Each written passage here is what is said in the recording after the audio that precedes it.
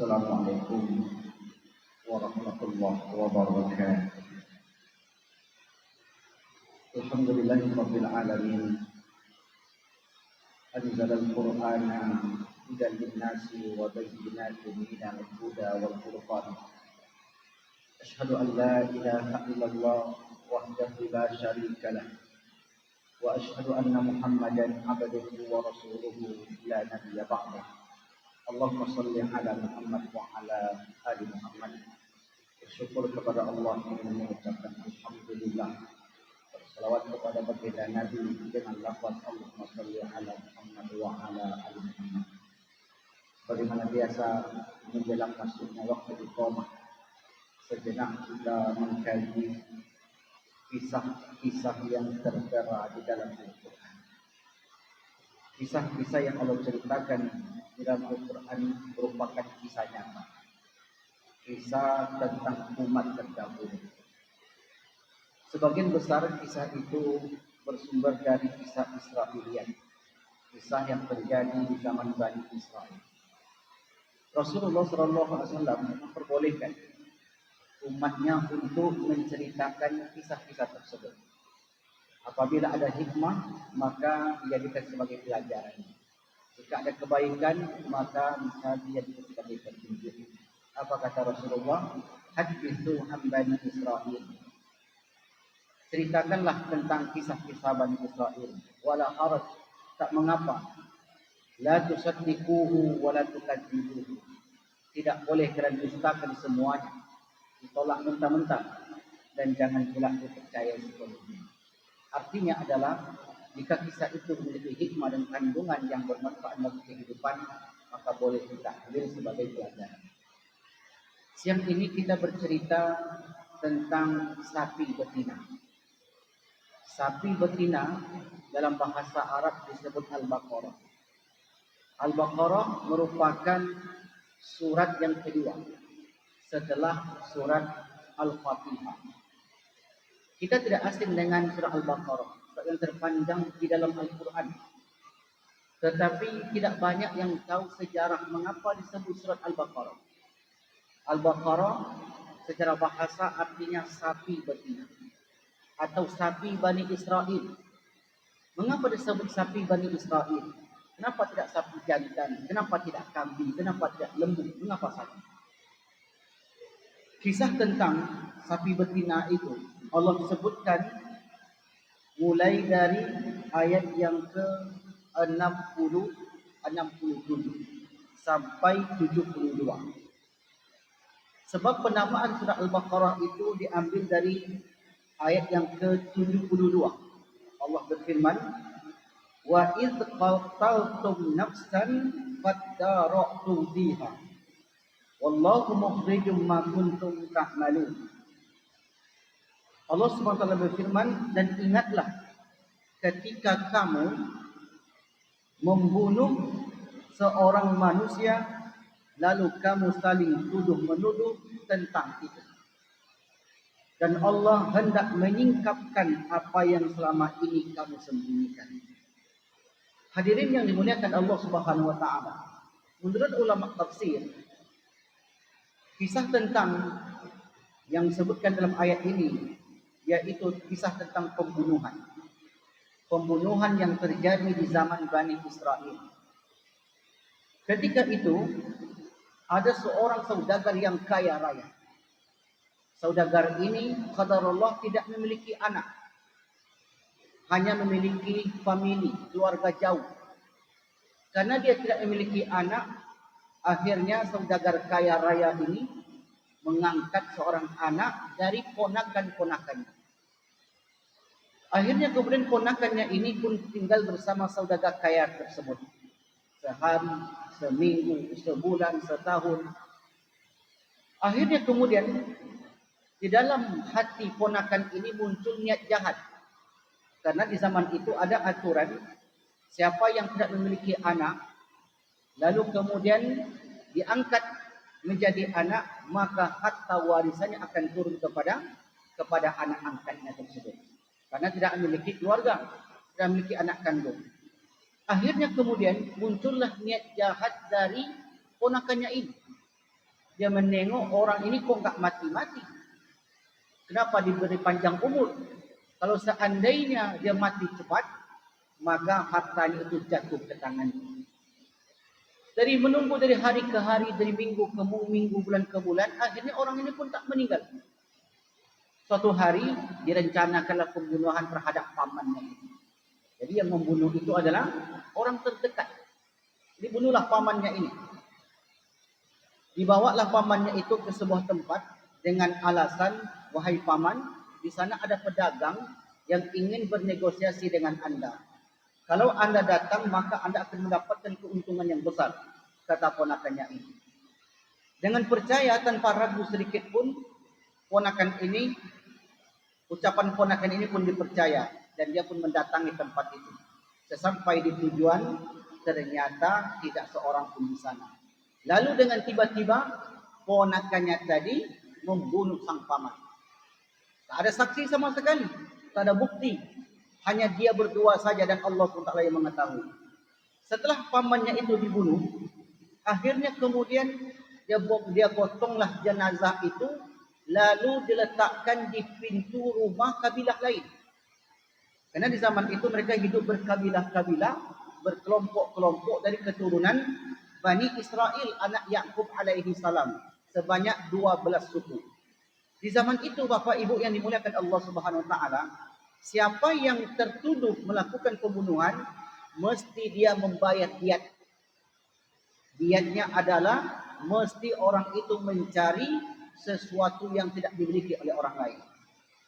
Akhirnya sang ponakan tadi menggotong jenazah pamannya ini, diletakkan di pintu kabilah lain. Tujuannya apa? Supaya orang lain tertuduh. Dua dia dapat. Harta warisan pamannya dia dapat. Kemudian nanti ketika orang tertuduh itu tidak mau membayar, maka dia akan kena hutang. Jadi sekali dayung, dua pulau terlewati. Begitulah liciknya sang ponakan ini. Dapat harta dari pamannya dan juga dapat dari harta orang yang dituduh tadi. Akhirnya kemudian terjadilah permasalahan yang krusial. Saling tuduh menuduh, saling tuding menuding. Bukan saya pembunuhnya, bukan aku pembunuhnya. Zaman itu bagi mereka yang sudah ada bukti untuk sementara waktu, maka mereka harus membayar diat yang sangat besar. Karena mereka tidak merasa bersalah, akhirnya mereka tidak mau untuk membayar diat tersebut. Hampirlah terjadi perang besar di kala itu. Akhirnya salah seorang daripada pemuka besar Bani Israel menenangkan.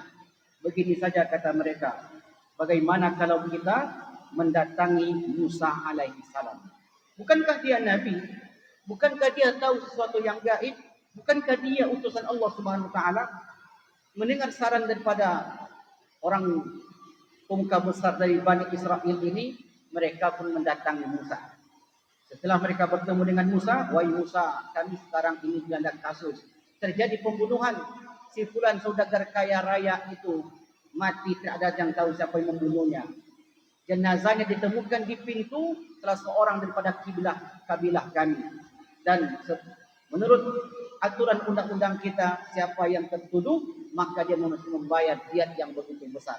Sementara mereka tidak merasa bersalah, wahai Musa. Akhirnya Musa pun bermunajat kepada Allah Subhanahu wa taala. Lalu setelah Musa berdoa dan meminta petunjuk dari Allah Subhanahu wa taala, Musa panggil ke mereka ke sini. Akhirnya mereka pun datang. Apa kata Musa? Wa idz qala Musa liqaumihi. Musa berkata kepada kaumnya, innallaha ya'murukum an tadhbahu baqarah. Sesungguhnya Allah memerintahkan kalian untuk menyembelih sapi betina.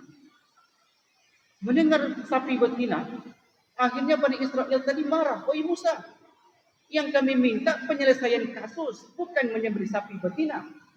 Padahal Musa itu berbuat bukan dari hawa nafsunya. Ayyamurukum, kata Allah, innallaha ya'murukum, Allah yang merintahkan kalian an tadhbahu baqarah. Qalu atattakhiduna huzwa. Musa, kau ngejek kami ya? Yang kami minta penyelesaian masalah bukan menyembelih sapi betina. Qala, kata Musa, a'udzu billahi an akuna minal jahilin. Aku berlindung kepada Allah, aku ini termasuk orang yang bodoh. Tak mungkin saya membuat sesuatu berdasarkan akal pikiran saya, kata Musa. Kata akhirnya kemudian karena mereka sudah bertanya kepada Musa, dan apa yang mereka tanyakan itu mesti mereka lakukan. Kata mereka, qalu ud'u lana rabbaka yubayyin lana ma hi. Ai Musa, kalau demikian ini perintah Allah Subhanahu wa taala, maka jelaskanlah seperti apa sapi. Berikan keterangan kepada kami. Qala innahu yaqulu innaha baqaratun la faridun wala bikrun, yaitu sapi yang tidak terlalu tua, yang tidak terlalu muda. Awanun baina zalik, di tengah-tengahnya. Cari sapinya jangan yang terlalu tua, jangan pula yang terlalu muda. Fa'alu ma tu'marun, dah kerjakan aja kata Musa. Jangan banyak tanya lagi. Tapi Bani Israel ini Bapak Ibu, karena orangnya suka bertanya yang tak penting. Sebenarnya kalau saat itu dia lakukan, dia turuti apa perintah Musa, selesai perkara. Tapi mereka bertanya lagi, qalu ud'u lana rabbaka yubayyin lana ma launuha. Ai Musa, apa warna sapi yang kami harus sembelih? Akhirnya kata Musa, qala innahu yaqulu innaha baqaratun safra. Sapi itu kuning, dan kuningnya itu faqi'ul launuha, kuningnya itu pekat. Tasurrun nazirin, kalau orang memandangnya orang langsung suka, langsung senang. Kemana cari sapi? Sekali tengok orang langsung suka. Susah untuk dicari. Tapi kemudian mereka akhirnya qalu ud'u lana rabbaka yubayyin lana ma hiya innal baqarata syabaha alaina. Masih samar bagi kami wahai Musa, belum jelas lagi. Tolong dijelaskan lagi. Wa inna insyaallahu lamuhtadun. Kalau kau jelaskan lagi bentuk sapinya itu seperti apa, warnanya seperti apa, kuningnya seperti apa, niscaya kami akan mendapatkan petunjuk. Qala Musa berkata, innahu yaqulu innaha baqara la zalulun tusil arda. Sapi yang belum pernah digunakan untuk membajak. Di mana carinya sapi yang digunakan untuk membajak? Kan tidak ada data sensus sapi secara khusus untuk mencari sapi yang belum pernah digunakan untuk membajak. Wala taskal harsa musallamatun la syiyata fiha, yaitu sapi yang belum pernah beranak, yang belum pernah digaul oleh jantannya. Akhirnya semakin mereka banyak bertanya, semakin bingung. Akhirnya kata mereka, la syiyata fiha, qalu al-ana ji'ta bil haqqi. Sekarang sudah jelas bagi kami. Fazabahu hawa ma kadu yaf'alun. Dan mereka menyembelihnya, hampir saja mereka tidak jadi menyembelihnya. Pertanyaannya adalah, setelah mereka meminta ciri-ciri sapi yang sulit dicari tadi, kemana mereka cari? Akhirnya mereka carilah sekeliling kampung sampai keluar daerah. Seketika itu tidak satu pun sapi tersebut mereka dapati. Kecuali ada satu sapi, yang sapi ini adalah milik orang miskin yang berada di kampung yang jauh. Mereka dapat kabar ada satu sapi yang mirip seperti disebutkan oleh Musa tersebut. Sebelum itu Bapak Ibu yang dimuliakan Allah Subhanahu wa taala, Jibril datang kepada pemilik sapi ini. Hei pemilik sapi, kau jangan jual sapimu itu kepada siapapun. Nanti sapimu ini akan dibeli oleh orang yang akan harganya sangat tinggi. Akhirnya tidak dijuallah oleh pemilik sapi itu. Suatu ketika bertemulah antara orang yang bertanya kepada Musa tadi dengan pemilik sapi. Kata pemilik sapi, saya mau menjual sapi saya ini dengan emas seberat sapi. Mau tak mau mereka harus membayarnya. Sebab kalau mereka sudah bertanya kepada Nabi dan mereka tidak melakukan apa yang diperintahkan itu, bencana akan turun kepada mereka. Akhirnya dengan terpaksa bangsa Bani Israel yang tadi tertuduh mengumpulkan emas-emas mereka, lalu kemudian ditimbang seberat apa sapi itu, maka seberat itu pula lah yang akan dia bayar. Berapa berat sapinya? Mungkinlah 74 kilo. Berarti emasnya berapa?